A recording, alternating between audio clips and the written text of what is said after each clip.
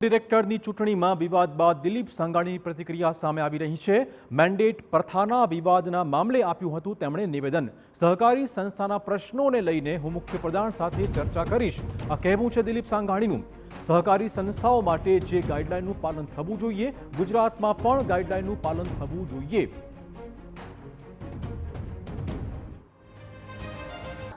Cooperative act દરેક રાજ્યનો અલગ છે અને એટલા માટે મલ્ટી સ્ટેટ કોઓપરેટિવ એક્ટના આધારે આખા દેશમાં એક સમાન ચાલે એટલા માટે મને અમિતભાઈએ મોડલ બાયલોજ આપ્યા છે અને મોડલ બાયલોજ આપ્યા હોય એમાં જે જોગવાઈ હોય એ પ્રમાણે ચાલવું જોઈએ અને મેં શરૂઆતમાં કીધું એને અનુરૂપ રાજ્યમાં નહીં હોય આ બાબતની ચર્ચા મુખ્યમંત્રી આ રીતે કરીને એ સમાનતાથી ચાલે એ પ્રમાણે હું કહીશ।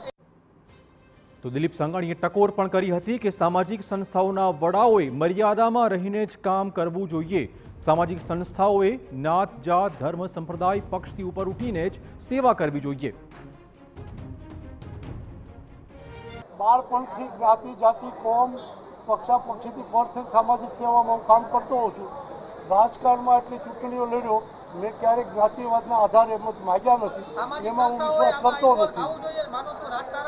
એ જે તે સંસ્થાના વડાની ઉપર હોય છે કે પોતાની મર્યાદા રાખવી કે મર્યાદા તોડ